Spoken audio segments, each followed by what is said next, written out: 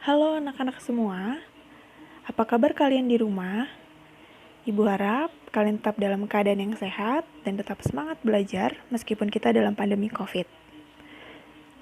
Hari ini kita memasuki pertemuan yang ke-25, yaitu menelaah struktur dari surat pribadi dan surat dinas. Untuk mengawali pembelajaran kita hari ini, marilah kita awali dengan doa menurut kepercayaan masing-masing. Berdoa dimulai.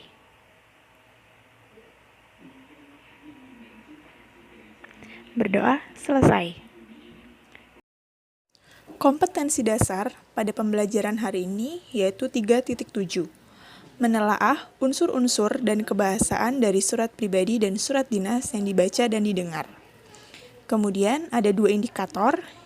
3.7.1 menjelaskan karakteristik bagian-bagian struktur surat pribadi dan surat dinas. 3.7.2 menentukan dan memperbaiki kesalahan penggunaan kata, kalimat, ejaan, dan tanda baca. Tujuan pembelajaran yang pertama, siswa mampu memahami struktur surat pribadi dan surat dinas. Yang kedua, siswa mampu menentukan dan memperbaiki kesalahan penggunaan kata, kalimat, ejaan, dan tanda baca dari surat pribadi dan surat dinas.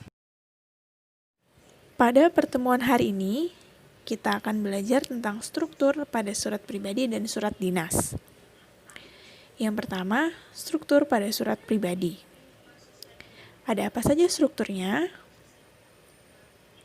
Sebelum kita masuk pada struktur surat pribadi, tentunya kalian sudah mengetahui apa itu pengertian surat pribadi. Surat pribadi merupakan jenis tulisan yang berisi keperluan pribadi antara satu orang dengan orang yang lain. Nah, untuk memperjelas pemahamanmu tentang apa saja struktur pada surat pribadi, simak penjelasan berikut ya.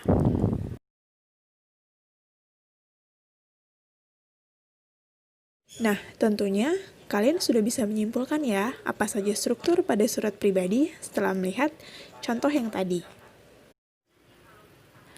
Pada bagian pertama, yaitu ada alamat dan tanggal surat.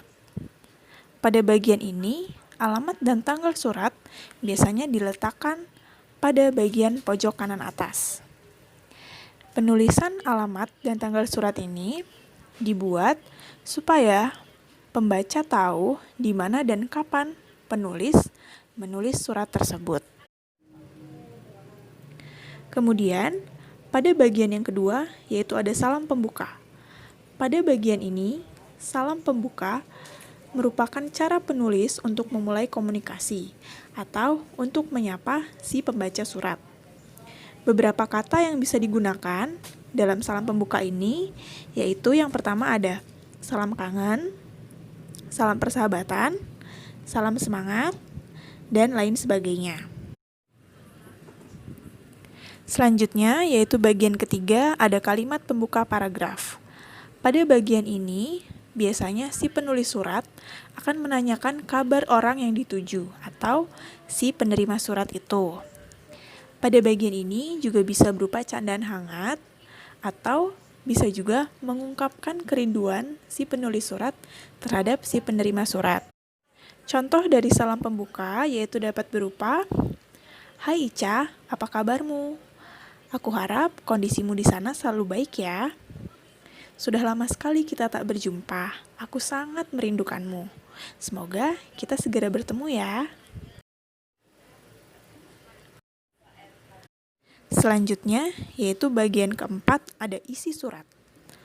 Pada bagian ini, penulis surat akan mengungkapkan tujuan atau maksud dari penulisan suratnya tersebut. Maka dari itu, surat pribadi harus mempunyai sebuah tujuan yang jelas dan dapat disampaikan dalam bahasa yang mudah dipahami.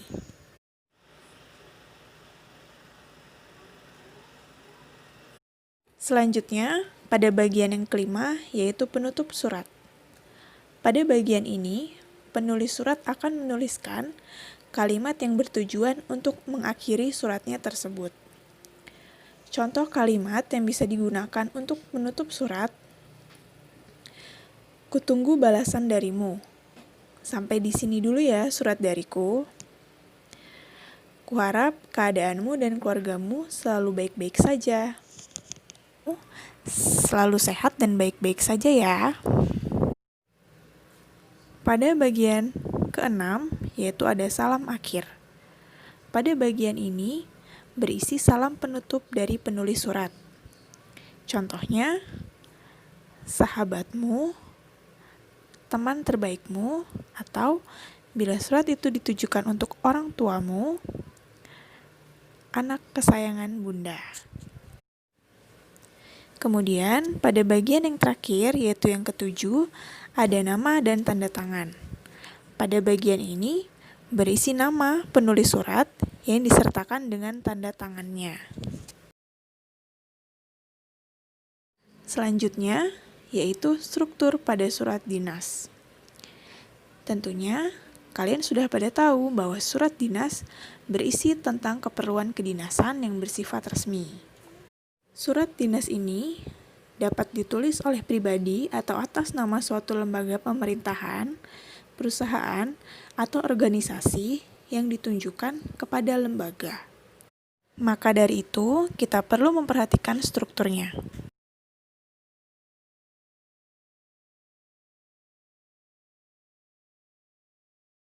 Nah, sekarang setelah kita melihat contoh dari surat dinas yang tadi, kita sudah bisa menentukan apa saja struktur yang terdapat dalam surat dinas.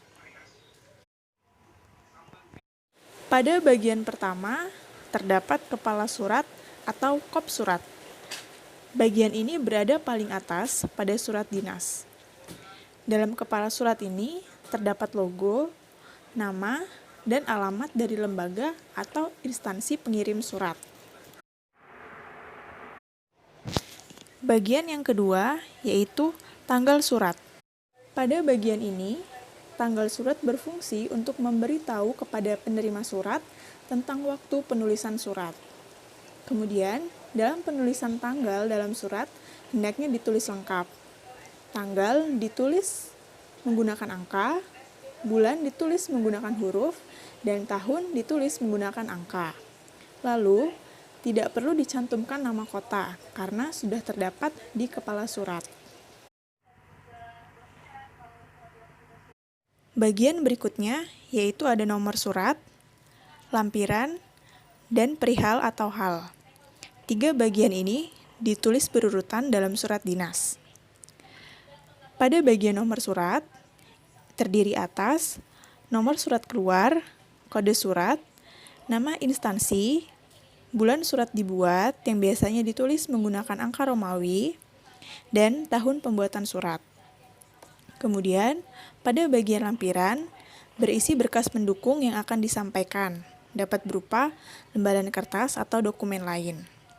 Dan pada bagian perihal atau hal, berfungsi untuk memberitahu penerima surat tentang pokok masalah yang ditulis dalam surat. Bagian berikutnya yaitu alamat surat. Pada bagian ini, alamat surat berfungsi sebagai petunjuk langsung mengenai pihak yang harus menerima surat. Unsur alamat dalam surat hendaknya ditulis lengkap dan tanpa disingkat. Bagian selanjutnya yaitu salam pembuka. Pada bagian salam pembuka ini adalah untuk menunjukkan rasa hormat atau rasa sopan santun. Salam pembuka dalam surat dinas diakhiri dengan tanda baca koma. Contohnya, dengan hormat, koma. Berikutnya, yaitu bagian paragraf pembuka. Pada bagian ini, paragraf pembuka pada surat dinas berguna untuk mengantar dan menarik perhatian pembaca terhadap pokok surat sesuai dengan tujuan surat. Bagian berikutnya yaitu ada isi surat atau inti surat. Pada bagian ini, isi surat harus sesuai dengan perihal yang ingin disampaikan dan dibuat dengan singkat, padat, dan jelas. Adapun pedoman dalam penulisan isi pokok surat dinas, yaitu yang pertama, disampaikan maksud secara jelas. Yang kedua, hindari penggunaan singkatan atau akronim. Yang ketiga, gunakan bahasa Indonesia yang baik dan benar, sederhana, lugas, dan sopan. Serta penulisan pemberian kegiatan tidak perlu diawali dengan huruf kapital. Bagian berikutnya yaitu ada paragraf penutup. Pada bagian ini, paragraf penutup berisi ucapan terima kasih terhadap semua hal yang telah disampaikan pada isi surat. Selanjutnya, bagian akhir dari penulisan surat dinas yaitu ada salam penutup, kemudian nama dan tanda tangan penulis surat, kemudian juga bisa ditambahkan dengan nama dan tanda tangan dari pihak yang memperkuat surat. Pada bagian salam penutup, yaitu sebagai bentuk rasa hormat atau sopan santun serta menunjukkan akhir dari surat. Contohnya, hormat kami, koma. Kemudian pada bagian nama dan tanda tangan penulis surat, itu bisa dicantumkan nama lengkap yang disertai dengan tanda tangan penulis surat. Dan untuk pihak yang memperkuat surat, itu misalnya kepala atau pimpinan dari lembaga atau instansi tersebut.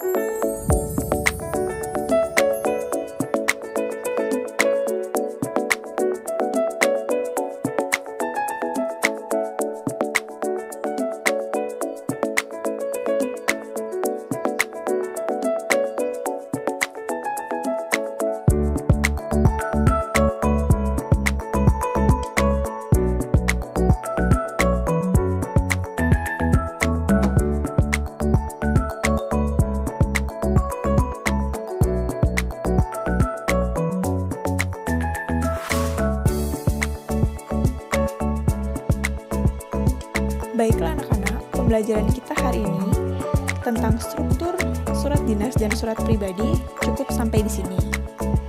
Kemudian, jika ada pertanyaan atau jika ada yang ingin bertanya, bisa bertanya langsung melalui WhatsApp. Sekian, dan terima kasih. Tuhan memberkati.